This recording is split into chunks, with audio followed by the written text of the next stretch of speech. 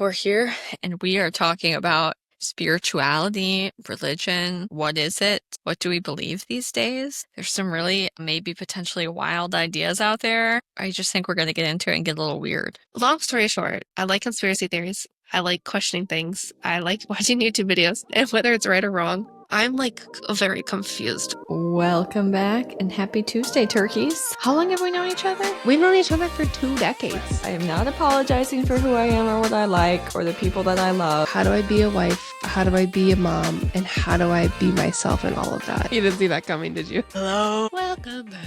Happy Tuesday. Happy Tuesday. I am dehydrated and over-caffeinated this morning. Dude, I'm uncaffeinated and dehydrated. I feel like we are going to get very existential today with what is after or beyond this life. Yes. That was kind of how this started, right? We were talking about what are our beliefs of the afterlife, if any? Yeah, I mean, I feel like we've had this ongoing conversation of what do we believe in? What was our childhood beliefs versus the theories that are out there today versus, for me, what seems like evidence for other options. And it's just like, we don't know. So it's interesting to talk about the different options, I guess, and how are they crazy, or is there any sense of like maybe this is something? I don't know. I really can't wait because I know you're going to bring some not conspiracy theories, but you're going to bring some weird shit. I thought we could start really briefly, super briefly. Where did we come from? Where did we go? Where did we come from?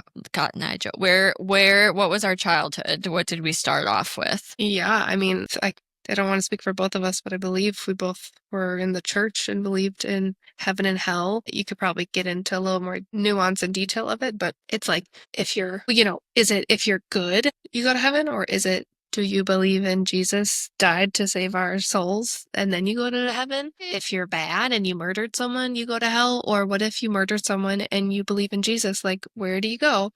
Cotton Eye Joe. But yeah, basically how I was raised and what I believed as the one and only possibility for the majority of my life was, we're in this life and after we die, you go to heaven or you go to hell for eternity. And that's that. Were you in the camp of you have to do enough good things growing up? See, I'm still conflicted with what is the truth on that. I feel like you should do good things, but it was never a belief of you have to do X amount of good things, outweighing your bad things. When we were in the church, it kind of made it sound like you should be good and you should follow the Bible, but also as long as you believe in Jesus. From what I understood and what I thought was, no matter how much good or bad you do, if you believe that Jesus died for our sins, then you would go to heaven. Is that true? I don't know. So okay. Yes, very similar. I probably grew up a little more of a evangelical vibe than you did because your mom's Catholic, right? Mm-hmm. And your dad might be Catholic by proxy. Yeah, pretty much. And both my parents were raised Catholic, but we were raised more in like the non-denominational evangelical American vibe church. So very similar what you were saying, the sinner's prayer, that whole concept of needing to be saved, that was a huge thing in church in my house and Sunday school growing up. And I remember being a kid and being freaked out that I maybe didn't say it right or I didn't mean it enough. And I was saying it 500 times to be sure I went to heaven. And then I also remember getting older and thinking, well, couldn't I just be a piece of shit my whole life and then just say that real quick before I die and then be covered? And then also, what if I smushed by a car so I wouldn't have time to say it real fast? Just the long turmoil in my brain. And obviously very traditional, quote unquote, traditional values or traditional signaled values is probably a better way to put it. And like super conservative Republican judgy culture in my household. Not that all of those have to go hand in hand, but that is the biome from which I sprouted. What I have a problem with is like, babies are born and you're supposed to get them baptized while they're young because that's like what's going to save them into getting into heaven. But it's like, what knock on wood, like, but it happens. Like, what if something happens before they get baptized? Like this innocent baby is just not okay. So yeah, I don't like that. That doesn't make sense. If Jesus is like this, whatever, loving person who died for all of us, he wouldn't just be like, no, baby, you're not allowed because your parents didn't bring you quick enough. You know what I'm saying? You didn't get your water sprinkle. In the non-denominational churches that I grew up in, Because I think, okay, this is how I understand us. You grew up more Catholic. I grew up more evangelical. We merged and started both going to more evangelical, I would argue almost apostolic for a while churches, and then have moved on from that. But yeah, the baby baptism is definitely a Catholic thing. In my churches growing up, they would do a baby dedication where it wasn't taught to be it didn't save you or anything, but it was sort of the parents and the church coming behind the kid to say, we dedicate this child to God. We're going to raise him or her with us as role models and blah, blah, blah. Gotcha. Which I actually like. I like the idea of setting an intention for your kid in the community and celebrating and all of that. So it sort of took some of the tradition that I think a lot of people liked from the Catholic Church, but then morphed it into a different thing. That makes sense. Anyway, okay, so that's the background. And then I don't know about you, I took a hard shift in the opposite direction. Excuse me, very much trying to find my footing and figure things out. Small blip. I lived in South America for a while and it happened to be a Bible college that I went to because we knew someone that was there. But excuse me, met some lovely people in some of the churches there. I think because of having less money, was more of a community.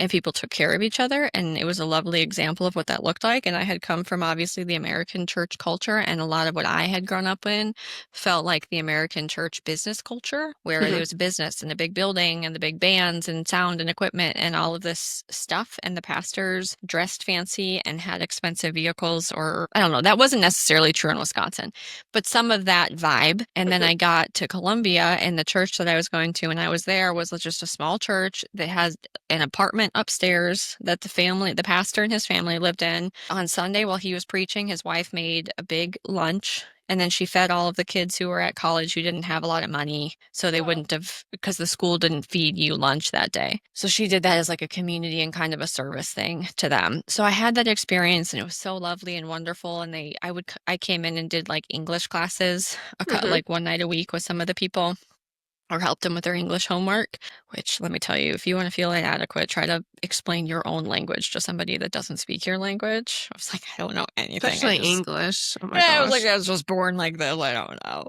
And so it was just such a model of what I really thought was lovely about church and organized religion. So when I came back here, especially to the South, especially to this part of the South that I live in, where politics are super enmeshed and there was a lot of money, and the church my parents were going to at the time, the pastor and his whole family drove BMWs and Mercedes. And just the palm trees lining the driveway into the church cost tens of thousands of dollars. And it just sort of felt gross. So that was I had this lovely experience, and I came back and I just had a bad taste in my mouth. And then I think I sort of took a hard left, literally, and was in college and had all of that sort of my reaction to how I grew up. I didn't dye my hair blue and protest, but I did. I did definitely start questioning all of the things that I had learned in my family of origin. Think it was worthwhile, think it had value. It helped me get outside of my judgy bubble that I had grown up in, evaluate myself, be more compassionate, stop and look at things from multiple points of view instead of just assuming my point of view is correct. Just a lot of good growth. And now I'm coming back to this weird place of some more traditional values, I would say. I think I went through a postmodern, nothing is real, nothing makes sense, there's no right and wrong, and then sort of came back to, well, there is some right and wrong. Anyway, so now I'm here in this weird fluid space, and I sort of still feel like there's a lot of possibilities and a lot of things that I don't know, and I'm not going to go back to traditional church life exactly, but I definitely feel solid in there being a need for a spiritual practice and spiritual beliefs, and I have some thoughts.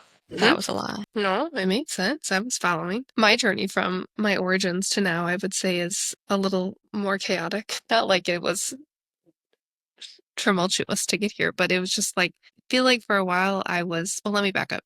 If you missed the episodes where I've maybe hinted at the fact that I had like this mysterious autoimmune situation that drove me down the path of questioning everything in the medical field, which then directed me into crunchy land, questioning all the things in our food supplies. And I mean, just questions after questions, being a skeptic of everything I thought I knew, which then led me down to conspiracy theories, which you can say whatever you want about them, but I just find them fascinating, to be honest, which then has oddly opened the door for just like, what else? I don't know even if that makes sense on how I got here, but I just love learning and hearing different ideas. And somehow, I don't remember how I got into it, but I don't know if it was suggested or what, but I found a book about reincarnation. Well, I should say it's like souls, like it's basically your soul afterlife. So it's not specifically called reincarnation, but that's kind of the gist of it. And then I'm like such a YouTuber where I'm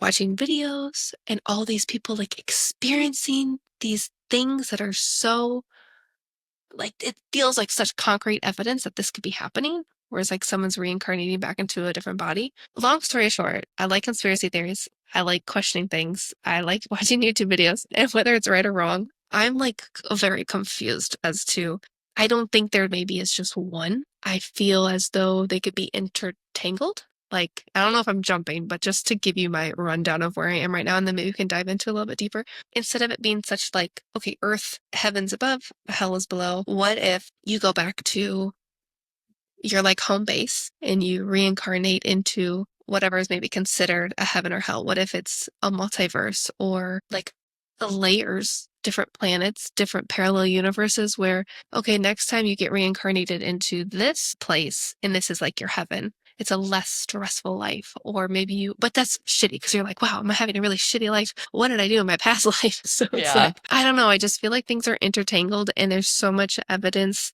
that I've seen and heard that I feel justify the fact that there is more to than just going to heaven forever and ever and ever versus maybe coming back as karmic energy into whatever else that looks like. I just thought I would share this while you were talking because this meme, I think, is what started all of this. For those, if you're just listening, it says, why are you so vague about your spiritual beliefs? And then it goes, my spiritual beliefs, and shows a photo of aliens. And I think that's a Hindu god and aliens again, and the American flag, and an alligator coming through a portal, and a dragon, and the pyramids, and laser eyes coming off of what I believe to be an ancient statue. Moon. There's just too many questions that I have. And then I haven't even talked about simulation theory, which everyone talks about these days.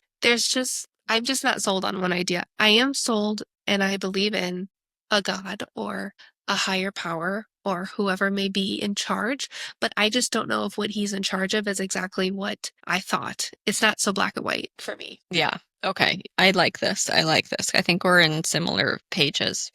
I made this my journaling thing this week so I could try to get my life together a little bit on some thoughts. But what I've basically come to is that the biggest place that I am in is that I don't know. Mm-hmm. And my other piece of that is also that I don't know if we can fully grasp something that's so complex in this current timeline and brain capacity. So I'm sort of in that space. I am for sure on board with a collective conscience and the idea that we are more than just a skin sack of neurons firing. I'm definitely in the camp of we have a capital S self or capital S soul or something.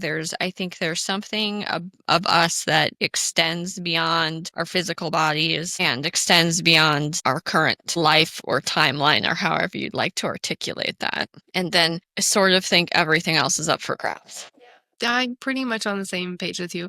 I feel like it's fun to think reincarnation is real. I think it's less scary, to be honest, because even if you get into heaven, and yes, the glory of God, you're just going to be in like bliss, but like bliss forever and ever, forever and ever. Like when you think about it, it's kind of terrifying. Yeah, isn't that just being a lumpy sack of shit? But What's then life again, without a challenge? or people are like, okay, well, if you keep getting reincarnated and you're going through these lessons or levels of reincarnation as you grow and learn and evolve into this higher soul being.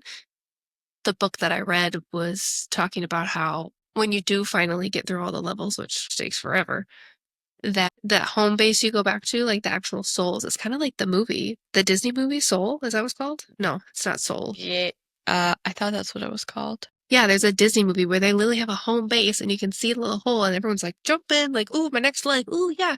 So that's kind of weird that they made a movie about it. But anyway, it's like they actually stay there and they're like the mentors of the soul world. I am on a new kick of the collective conscious, and maybe that's sort of what guides us. And we go back to that, and then we come out and we go through a journey and a lifespan or a timeline, and then we die and we go back to the pool of people. And also that, okay, let me first start this off by saying that 99.9% of what I'm about to say is now based purely off of the fact that I was listening to the podcast series called Telepathy Tapes. Mm. How is that related, you say? Well, basically, this woman, and I'm apologizing for not remembering her name, fart on a cracker. I'll pull it up real quick. But she started this whole project and she was going to do a documentary, and it sounded like basically nobody would pick it up. And then she ended up turning it into a podcast and it really took off. And so now the podcast or the documentary will, in fact, get made. Okay, it's Ky Dickens, producer.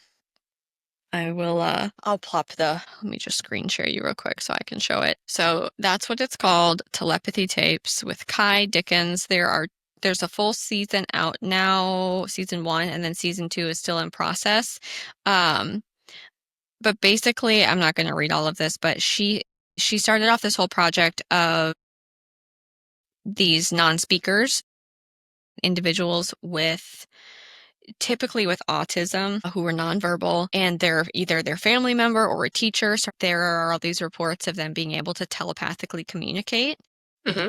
And as this communication evolves, the non-speakers, especially now through technology and iPads and things like that, where they don't have the fine motor movement to speech, but they're able to type on an iPad and then it'll speak for them. So now with that and some other things, and I'm really slimming this down, but these kids and adults have been able to explain things, and all of them describe basically being this person or that they're this being and that they're trapped inside this body that doesn't work with them in the way that they want it to. There's different experiences of teachers saying that they could almost see the soul of the kid floating in the classroom and that it wasn't connected to their body. And I think she helped them with tuning forks.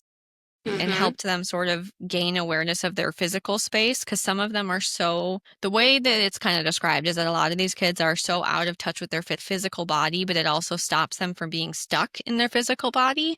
So they're able to telecommunicate and be in tune more spiritually than the rest of us can be. Mm-hmm. But what's interesting is some of their parents and teachers and people they have a deep spiritual or like loving relationship with then are able to communicate with them telepathically. All of these individuals describe this place that they can go to as like a hive mind, and they can all telepathically communicate with each other. Like people describe this. Non-speakers in the show describe this from all different parts of the world, from all different parts of the country, and don't know each other. Just crazy phenomenon. And the telepathy part, there's all these tests that they do. And obviously once the documentary comes out, you'll be able to see the video, but they'll be simultaneously videotaping and the kid can describe what the parent sees. There was one kid that was blind, but could basically see through his mom's eyes. So if she were in the room, he could read like an eye chart. And then if she left the room, he couldn't read anymore. Bro. Like astral projection. Anyway. Yes, I was thinking about that. Anyway. It's so interesting. And what all of these people describe is sort of this loving kindness, this sort of perfect harmony where people are together and communing together in community. And I just sort of really feel like that maybe is helping me articulate better what I think heaven is where we're all able to be free and open and openly communicate with each other. And our souls can connect. And then maybe maybe in this life we're dropped into this body, and then maybe in a different life we're dropped into another body. But I'm definitely it just starts to make sense. And for me, those things that you can't explain and those connections with people, or even just all of those times where you think of someone and then they send you a text message. And I think some of that maybe, and I am not smart, but some of that sort of gets into the quantum physics world. And they even talk about, just the sensation of you can feel someone looking at you and you turn around and they're looking at you. I think our brains have just gotten so stuck in our current body and our current thing that we're doing, and we don't need to use as much of that anymore. But it feels like we're we're bigger than our actual physical world, like our sense or our soul, or like something is not quite bound in our skin sac fully. Mhm. And to me, that really helps make sense of a lot of stuff. Yeah. I mean, you kind of were talking, and it reminded me of, people have the not near death experiences. It's like I died and came back experiences. Those stories are crazy too. And it's like they literally see themselves, like the soul version of them, come out of their body, wherever the body is, and like come into wherever. Now, is that heaven, or is that the quantum realm? Is that the hive? Is that the soul home base? Like, it's so crazy. Yeah, I like that. I need to listen to that podcast and then watch the documentary. I don't think the documentary is out yet. And when it is, maybe we can watch it and then do like a reaction or a breakdown. But I highly recommend everybody listen to that podcast. It is so interesting. And just like you said, I have come into, I don't want to say a skeptical phase because I don't automatically discredit everything. It almost feels as if I am the opposite of a skeptic, where I'll take in anything. Hmm. I won't Hmm. necessarily hold on to it and absorb it and maintain it as my own, but I'm willing to hear out almost any point of view or any option, especially when it comes to spirituality and our interconnectedness and souls and all of that stuff. And I agree honestly, completely. listening to Jordan Peterson and his breakdown and his use of the biblical explanation, especially in Western civilization, and the way that he articulates the lessons from it, has given me a whole new appreciation for the Bible stories that I grew up with, and is in a completely different context than I was originally told. And I don't want to put him on some kind of magical man pedestal, but it's just been an interesting way to sort of make new meaning out of stuff that just seemed very rote or routine. And Hmm. some of his stuff, he's so intelligent, but just when he breaks down a Bible verse or he breaks down the Hebrew or the Aramaic, and then it just gives so much more light, where I sort of feel like I learned this surface level, Hmm. very basic, this is what it says, black and white. And some of his articulation of here's what this can mean, and this is what this archetype represents, and this is what we can learn from it, that has been really helpful for me. I sort of think it's been the melding of my pre-life and my adult life coming together to say there are rights and there are wrongs, and there is good and there is evil, and there's a lot of things we don't know in between, and we have to aim up and we have to try to do our best, and we have to try to define what best is and what up is and what good is, which should mean not harming others and, bettering society as a whole.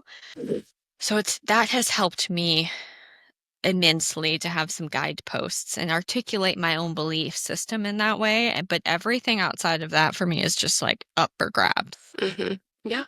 No, I completely agree. I have to say, I was curious. I was very curious what AI would say, because I feel like for me, there is just too much unknown. So I was like, well, let me see what the smart computer says. So I basically asked the AI, out of the options of heaven versus hell versus reincarnation versus simulation, keeping in mind the theory of multiverse and parallel universes, if you had to pick one, what do you believe is the most like logical, or that it could be with all the smart power you have? Tell me what you think. So it said, if I had to pick one theory that seems most likely, I'd lean towards some blend of simulation theory and the multiverse, but not necessarily in the way people typically imagine a computer simulation. So like everyone's like, This what? is so weird. This is so weird. I was literally about to say that this is literally how someone was describing simulation theory in another thing I was listening to. Keep going. Okay.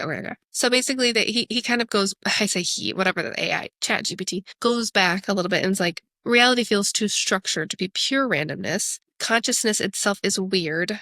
And then this was the weird part. It literally, AI said, why do we experience being rather than just acting like biological machines? I'm not really feeling great about the fact that it said we instead of you guys, like you. Little red flag. And then it said, quantum mechanics suggests reality is not what it seems. The double slit experiment shows particles behave differently depending on whether they are observed. So it's like a video game is not going to render unless you're playing it. Okay, so that's weird. But then some interpret quantum mechanics like many worlds hypothesis, suggesting infinite universes of reality are playing out, which ties into the multiverse. Which, if you haven't seen, and I haven't seen it, so this is a call to action to myself, everywhere, all, what is that movie called? Everywhere all the time, something to jabber. That's what I need to watch because I've heard it's so good and I want to watch that. Okay, so let me continue on. The simulation argument makes statistical sense. Basically, if we ever get to the point where we can create a simulated world, then we'll probably make millions of them and experiment with them, which means if we've created them, that means whatever higher being probably created them too, which means are we in one? Okay, but the cool thing is, because that's really terrifying. If you're just like, oh my God, we're in a simulation. But then it goes on to say, like, you're not just maybe an NPC. What if you're a part of an advanced experiment or you're in a matrix? So we have this life and we're just plugged in. Like, what if we're just like, let's play a game today, and we plug ourselves into this life that we feel like is 50 to 60 to 70 years old.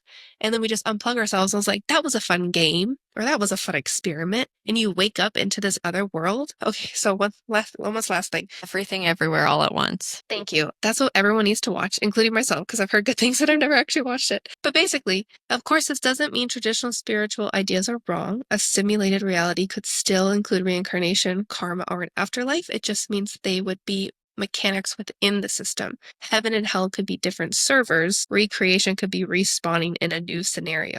I just found that fascinating. I really like It's that terrifying. answer. Okay. Also, I'm 1000% on board for the simulation theory, which I think is what I was trying to describe of we have a soul, our soul goes back to some kind of, or we're tied to a collective conscious that is goodness and light and wanting well-being for others and communion with others.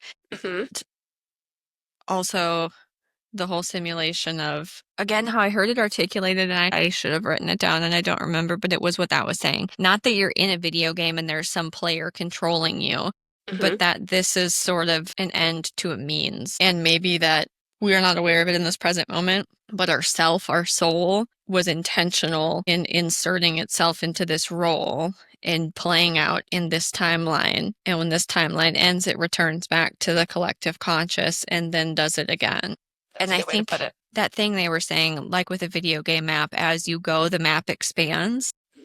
I've heard that too as a theory that because we have this weird desire to explore as humans, and as we continue to explore, the universe expands around us. And it also ties into that if a tree falls and there's no one to hear it, does it make a sound? I love all of this stuff so much, and I feel like we could sit here for hours. I know.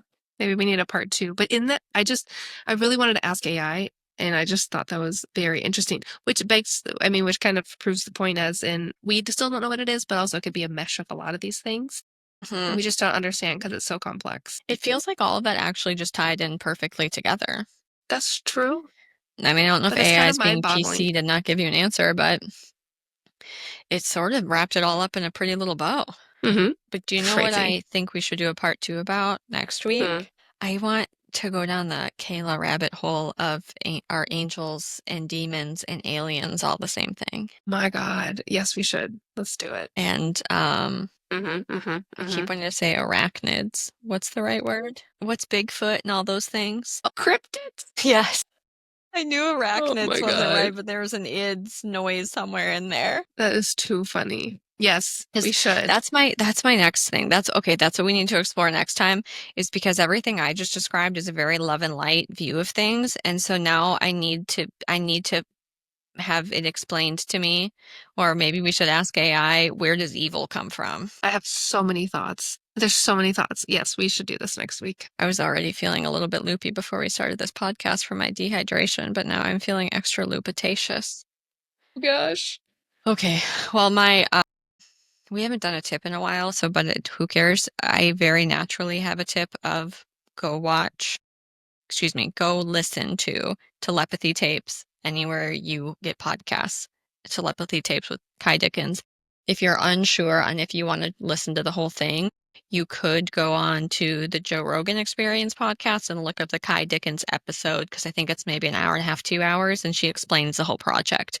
So that's a good little palate wet. And then you and I probably need to go watch Everything Everywhere All at Once. Jason's already sick of me because I made him watch Interstellar. And that was a real mind fuck.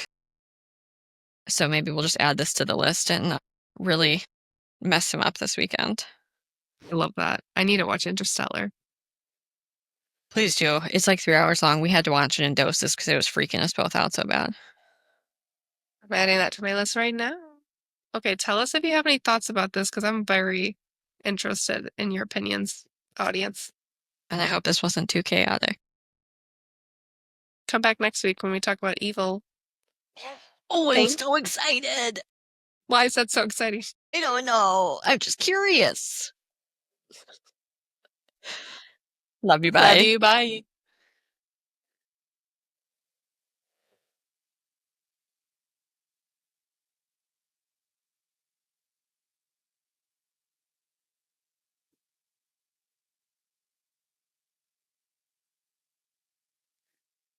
Kaylee, I feel like, have you seen Severance? I've heard crazy things about that show. It's a show, I think. We have to look it up. I haven't seen it either, but I heard it's good. Okay, as long as it's not scary. I don't think so. I was thinking of the thing Severed, the guy that has multiple personalities and one of them murders people. Oh, no. No.